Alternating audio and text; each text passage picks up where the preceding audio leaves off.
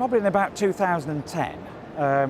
I was running a thing called the Logistics Directors Forum, and with a guy called Professor Alan Waller, and we recognised that leadership was the big issue in logistics. You know, how do we get a leadership voice in the boardroom? And he started doing independent research with the University of Cranfield, and I felt that if we actually sort of looked at this sort of logistics leadership as a way forward, rather than it being a technical silo within a business. So you always had, say, marketing, finance, logistics. And the logistics people were always the people that were asked to sort out the problems that marketing and finance and merchandising and buying created. And that's how we felt we were treated as an industry. So we created the Logistics Leaders Network to try and address this thing, that logistics was actually a leadership issue within the boardroom of big business. And that's where we started.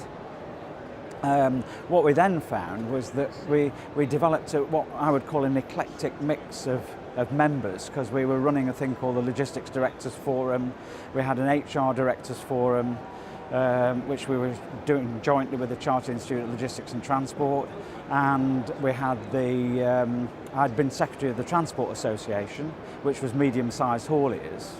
And what we wanted to do was expand that to not be just limited to 60, but could be 560 or whatever number, but representing that group. So within 3 months, we had 4 focus groups starting from scratch.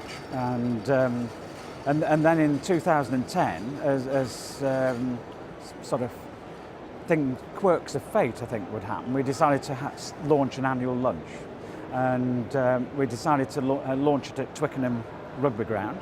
And my brother's a local councillor in Richmond, and he said, well, I'll get the local MP. And so I said, well, that sounds a good thing, because he can talk about leadership at the governmental country level. And so he rang me up and said, oh, unfortunately, Gordon Brown's called an election, and we're in purdah now, we can't do anything. So I said, well, okay, let's do it after the election. He said, but I might lose my seat. I said, well, then you'll be freer to chat about what you really think of leadership in the country. So anyway, 2 weeks after the election, we had our first Logistics Leaders Network lunch with 120 people. And of course, the local MP is Sir Vince Cable, and he rocked up as the business secretary, which just sort of set the scene on the start of these annual lunches. And since then, we've been taking them around the country. We've been to the National Space Centre in Leicester when we had our astronaut in space last year. And interesting enough, the director of the Space Academy said to me, we're not logistics, we're putting guys in space, And so I said to him, well, how did you get the space station into space? And he said, oh, well, we fired about 9 rockets from different parts of the globe with bits of it on, and we assembled it all in space. So I said, you don't see that as logistics. So our philosophy is very simple. Logistics is everything. So everything that we do, and that's what we try to sort of enhance for younger people coming into the industry in the magazine that we do. So we do an annual publication that showcases all the different aspects of logistics. So for example, when we were doing an article on the Shard being built in London, construction people see that as a project. So they see that as project management. But to actually put a building of that scale in the tight constraints of the land area that it takes up was a massive logistics problem. And so what we're trying to show people is that everything that you do has a logistics element to it. We try and bring together the people who are using logistics and the people who are supplying into it, who are all innovative and trying to move the whole sector forwards. The critical thing about the supply chain is that there's a lot of manpower. And the thing about automation is taking out that manpower and then driving efficiencies within the smaller space of the warehouse. You want to drive efficiencies in a warehouse. So instead of having a bigger warehouse, more people, well, let's make them a little bit smaller. Have the automation and less people. Also upskill the people, instead of having low-skilled people doing the work in the warehouse, let's have some higher skills. So that's the key thing about automation. We see the major developments coming through, for instance, like robotics and for instance, our sortation equipment. So I think that will be the next things that people are looking for, especially in the retail market, the e-commerce market, so on and so forth. They're all fighting for customers, and they want to be as efficient as possible. So the only way to do that is not with manpower, it's with automation. Our plans in the next 2 years is to increase our visibility and increase our customer base in the retail and 3PL and e-com business. We're already very strong in the postal industry, we just want to do it with the other sectors.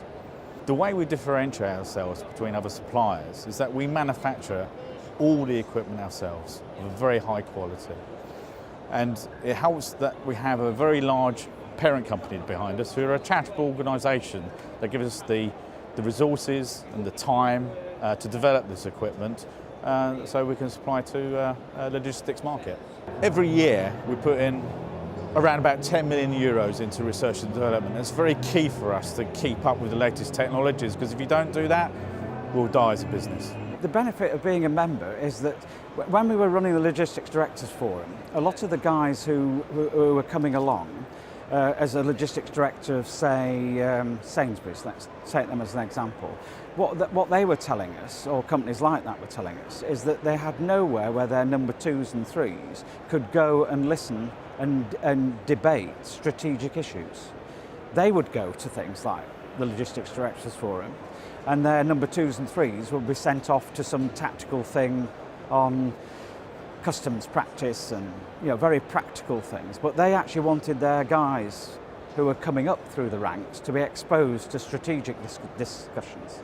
And that's what we're trying to provide. We're trying to have network meetings where senior guys bring their junior guys along. We've got about 20 companies who do that, or they send them on their own. And they're exposed to these strategic things, and they can talk about them, and they can share best practice with other similar type businesses and similar logisticians, and then they can network with their peers, and they can also then be exposed to some of the innovative thinking that they can take back to their bosses and say, yeah, I've just seen this fantastic thing, we ought to be thinking about that in this, but what if it's a transport related thing, or it might be a warehouse related thing, and that's what we're trying to do.